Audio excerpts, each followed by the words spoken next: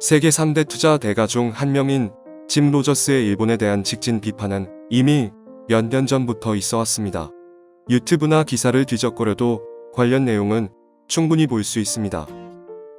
그리고 그런 그의 히스토리 속에 이번 주간 아사히 10월 9일호에서 완성형 팩폭을 다시 한번 날렸습니다. 당연히 일본 네티즌은 이 돈 많은 미국인 할아버지의 돌직구에 부들부들거리고 있으며 이 와중에 가만히 옆에 서 있는 우리를 등장시키고 있습니다. 기사의 내용을 간단히 요약하면 다음과 같습니다. 나는 일본을 좋아한다. 그러기에 일본에게 이런 메시지를 전하는 것이다. 나는 아베가 항상 빨리 물러나야 한다고 말해왔으며 그의 아베노믹스는 자신의 체제 유지를 위해 일본의 젊은이들의 부담을 가중시키는 정책이다. 그런데 이 와중에 그 후계자인 스가 총리도 그 정책을 계승한다고 하니 일본에 이런 불행한 일은 없다. 일본의 주가를 끌어올린 양적 완화는 엔화 약세를 유도했고 결국 물가가 오르면 국민은 고통받게 될 것이다.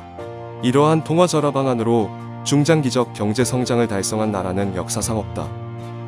또 재정 지출 확대도 일본을 파괴하기 위한 정책이며 특히 인구 감소 문제는 앞으로 벌어질 사회 문제와 직결될 만큼 심각하다. 21세기 후반에는 일본을 제외한 한국과 중국이 발전할 것이다. 중국의 부상은 북한의 개방과 직결되고 북한의 투자가 쏠리면 한국도 동반 성장하므로 일본은 아시아의 성장에서 밀려날 것이다. 그런데도 스가 총리는 아베의 노선을 계승한다고 한다. 유감스럽지만 이대로 가면 일본은 100년 후에는 없어질지도 모른다. 일본인은 없고 일본어를 사용하는 사람도 없게 될 것이다. 일본이 살아남기 위해서는 정부 지출을 줄이고 이민을 적극적으로 받아들여야 한다. 일본의 젊은이들은 일본을 뛰쳐나가라. 한국이든 중국이든 상관없다. 그렇게 하는 것이 당신의 인생을 위한 것이다. 독설이 아주 대단합니다. 하지만 제3자인 우리나라가 볼 때는 어느 하나 틀린 말이 없습니다. 과연 이 묵직한 돌직구를 일본 네티즌은 어떻게 받아들이고 있을까요? 100번 양보해 그것이 옳다고 해도 이웃나라에 투자하고 있는 듯한 사람이 하는 말이라 신용할 수 없고 마치 자신의 이익이 없어지기 때문에 그쪽에 납득하고 있거나 그쪽 신문사의 의도라고 밖에 보이질 않아. 젊은이는 빨리 일본을 뛰쳐나가야 한다. 기스기사네. 그런 면도 있다고 생각해. 알겠으니까 그쪽 나라 젊은이의 일본에서의 취직 희망은 전력으로 단념시켜줘. 그럼 왜 그쪽의 대학생은 일본 기업에 취직하고 싶어 하는 거지? 왜 그쪽의 정부는 일본의 취업 범위를 확대하도록 요청하는 거지? 논할 가치도 없는 패거리들의 이야기야. 짐 로저스 씨는 믿을 만한 사람이 못 돼.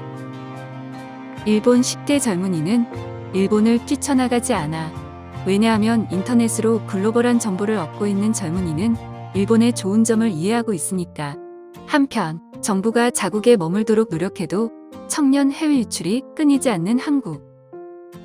이분의 일본 공격은 어제 오늘 일이 아니지만 최근 들어 갑자기 현저하네요. 일본 주식을 폭락시켜서 매점하려고 하는 것 같아요. 현대에는 반대로 해외의 젊은이들이 기꺼이 일본에 오고 싶어해요. 세계 각국의 젊은이와 이야기하고 있으면 자유롭고 안전하고 부럽다라고. 아시아에서도 구미에서도 일본은 인기입니다. 친중파에다가 일본에서 한 번도 생활해 본 적이 없는 미국 노인의 발언은 애석하다. 전혀 설득 요소가 없어. 한국 언론과 결탁한 시점에서 논외다. 정상적인 판단을 못하네. 말을 하면 할수록 과거의 영광만 더 상할 뿐이다. 확실히 경제가 붕괴되는 한국이 투자처로 최고니 뭐니 하는 사람의 말은 설득력이 없다. 일본을 뛰쳐나와 한국, 중국으로 간다고? 일본에서 한국으로, 한국에서 중국으로 발전의 순서가 진행되는 과정에서 1인당 GDP가 평준화되어 가고 있는 것은 사실이다. 그럼 이대로 일본이 끝일까? 한국의 출산율은 0.8, 일본은 1.3이다. 앞으로 한국은 본격적으로 고령화 사회로 접어들었고 일본 이상으로 인구 감소에 영향을 받는다. 한국은 OECD 내에서 자살률 1위, 국가의 절반 이상을 차지하는 서울 근교는 땅값 급등으로 많은 사람들은 집조차 마련할 수 없다. 대학을 졸업하고 취직조차 못하는 사람도 많은데 이런 나라에 가서 밝은 미래가 보일까? 중국도 어차피 한국처럼 될 것이다. 그리고 국민성의 문제도 있으니 치안이 악화될 가능성이 높다. 정말 일본을 생각하고 있는 사람이라면 뛰쳐나가라고 권하지는 않을 것이다. 살 수 있도록 개혁을 권하겠지. 이 사람이 하고 싶은 건 일본 사회에 대한 조언이 아니다. 네거티브 캠페인의 프로파간다이다. 여론을 유도하고 자신의 주장을 펼 뿐이다. 원래 이런 기사는 읽을 필요도 없지만 댓글을 남기려고 이번에는 보았다. 짐 로저스는 한국과 북한이 통일되면 비약적으로 경제가 발전할 것이라고 말하고 있지만 서독과 동독이 통일된 결과 경제가 상당히 떨어졌다. 그 이상의 격차가 있는 한국과 북한이 통일되면 경제 발전은커녕 지금 이상의 경기 침체가 될 것이라 생각한다. 참 특이합니다. 물론 중앙일보 일본판에 남겨진 댓글이라 한국에 대한 언급이 많은 것이라고 이해는 하겠지만 이건 한국 언론의 인터뷰가 아니라 주간 아사히라고 분명히 나오는데 왜 이렇게 한국을 걸고 넘어가는 건지 모르겠습니다. 확실히 혐한 네티즌들의 활동이 과거 10년 전과는 바뀐 것이 느껴집니다. 과거에는 일방적인 무시나 그다지 신경 쓰지 않는 무관심의 무시였다면 지금은 속된 말로 확실히 혓바닥이 길어졌습니다. 아마 10년 전과는 다르게 진심으로 그들의 피부에서 위협감을 느끼는 거라 생각됩니다. 하지만 저런 식의 분노는 상관없습니다. 아베의 기조를 계속 계승해 나아가도 상관없습니다. 저희는 그런 기조 환영할 뿐입니다. 오히려 우리가 견제하고 진지하게 보아야 하는 것은 저희가 지난번 업로드했던 영상 일본 유명 블로거의 소름 끼치는 한국 드라마 분석처럼 제대로 생각하는 사람들입니다.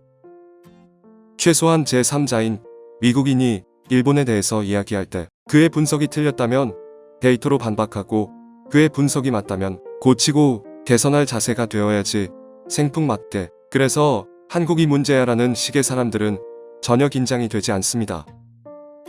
앞으로 비슷한 류의 기사들이 종종 보도될 텐데 그때는 달라지는 모습들이 있을지 옆에서 쿨하게 구경하겠습니다.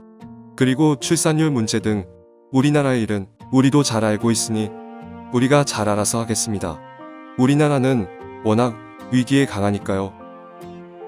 언제나 사실을 기반으로 저희만의 해석을 내놓는 컨텐츠를 만들겠습니다. 응원해주시는 모든 분들께 감사드리며 이상 타임앤 이슈였습니다.